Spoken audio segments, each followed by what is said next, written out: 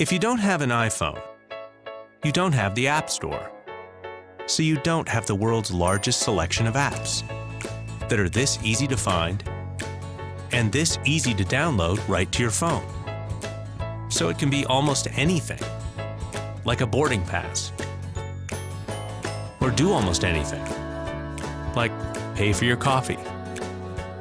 Yep, if you don't have an iPhone, well, you don't have an iPhone. Hey guys, this is Tech It Out, and today we are going to be finding out is the iPhone 4 on iOS 4 still usable in 2018. With messages, it's not actually iMessage. You cannot use iMessages because there's no way to actually sign into your iCloud account. You have to use only the phone number, as you can see. And it looks like you can only send and receive by one on the Messages app.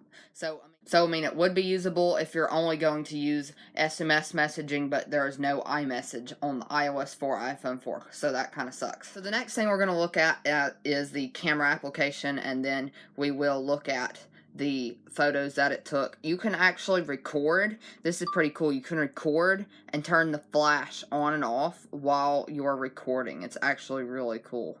You can see there, it's turning on and off. So, I actually took some pictures and a video earlier, and I decided not to put them in, so I'll just show you the pictures. So this is with the flash off, and this is with the flash on.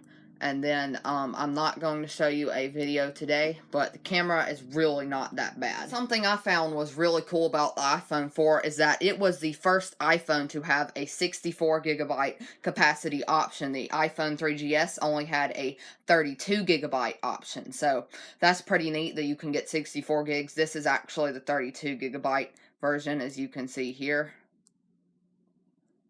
28 or 29.1 capacity, that is a 32GB, and this iPhone is running 4.3.3. That's the iOS version. So the next problem with iPhone 4 on iOS 4 and even on iOS 7, which is its latest firmware that it can update to, is app compatibility.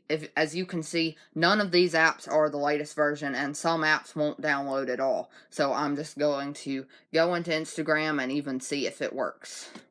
Okay, so as you can see, if you click sign in, it says this version of Instagram is out of date. So that is the app compatibility issues I was talking about. We're going to see if YouTube works, and error loading. Let's see if anything works. Oh wow, that's not at all what I was trying to search. It's another problem with these older phones. They're all much smaller, and everybody used to live with it back in the day, but now I've gotten used to a much bigger screen, and it's a lot harder to navigate. So, YouTube, on neither YouTube, the one that you can download from the App Store or the one that it comes with, are supported. So, let's go ahead and try Google, which again is another very old version. So, I'm just going to search my YouTube channel and see if that actually pulls up anything. Okay, so I'm gonna try adding YouTube to the end of the name. Okay, so let's see, is that mine? No, that is not mine. That's not mine either. Okay, so none of those are mine, but as you can see, it is working. So I could just search iPhone 4 here, and it works just fine. So Google is the only app I've tried that actually works. I decided to download one more app, and that is Minecraft. Now I know what you're thinking, Tech It Out, why do you still play Minecraft? Nobody plays that. Well, the truth is I really don't play it, but a lot of people I know still play it, so you know. So this is a very, very, very early version of Minecraft, and we're going to see how smooth it plays since the phone is on its original firmware. It might actually play surprisingly well since it's not under the load of a newer iOS that makes it process more and stuff like that. But as you can see, the building terrain is taking quite a while, but then again, this is one of the early versions of Minecraft. What the heck is saving chunks, and why are the buttons so big? I wonder if you can even fly.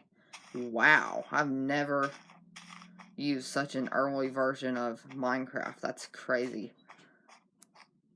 But that's pretty cool though that you can actually do that. So Minecraft does work, but it's from like 2010, so I would not recommend trying to play Minecraft on an old iPhone 4 like this. Even the iOS 7, if you update this to the latest version, it can't update to the latest Minecraft, so wouldn't recommend playing Minecraft on your iPhone 4. The last thing we're going to try is Safari. I believe it was on jailbreakme.com. This is one of the few iPhones that was compatible with this very old jailbreak. You literally just click the button that says free, and it downloads Cydia, and you're now jailbroken. So I'm just going to try apple.com. I don't believe it will load. It didn't earlier. Okay, so apple.com has loaded after waiting about 30 seconds, and it hasn't loaded. It's loaded, but it hasn't loaded. As you can see, it's not thinking and loading, but there are no pictures on the screen to be seen anywhere. So I'm going to search Microsoft.com. Well, that's definitely not Microsoft.com, but, you know, that's Microsoft.com. Wait on it to load. So Microsoft actually loaded, surprisingly.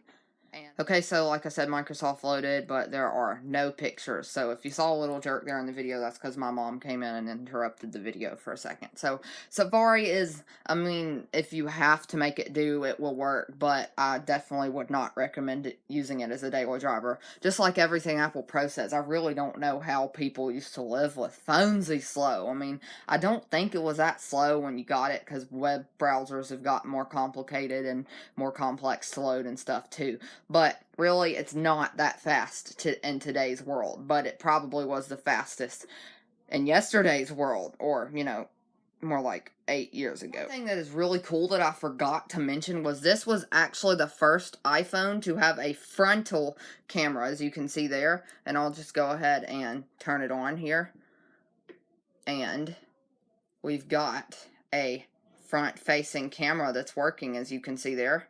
So it does have a front-facing camera, and it actually works decently well.